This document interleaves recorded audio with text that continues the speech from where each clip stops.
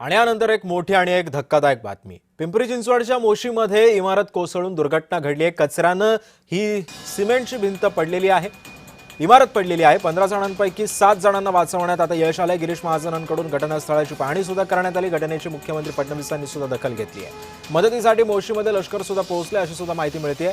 7 जणांना वाचवण्यात आतापर्यंत प्रशासनाला यश आलेलं आहे।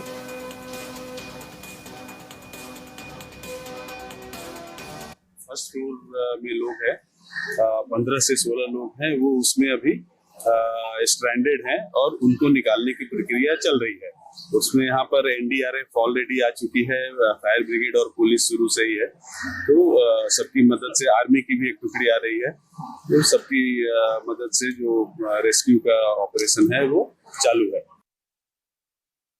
प्रायोरिटी आपली आता या लोकांना रेस्क्यू करायचा हा प्रायोरिटी आहे। आणि कचऱ्याच्या संदर्भामध्ये ऑलरेडी आपल्याकडे आपला हा प्लॅन चालू होता। कचऱ्याच्या बाबतीमध्ये आपण ह्याचे बायमेनिंग इथे जे 2 आता आपण ढीक बघतोय ते ढीक क्लिअर करण्याची देखील आपली प्रक्रिया चालूच आहे।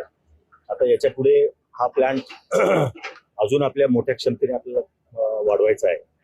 त्यामुळे कचऱ्याचा प्रश्न आणि याचा काही संबंध नाही।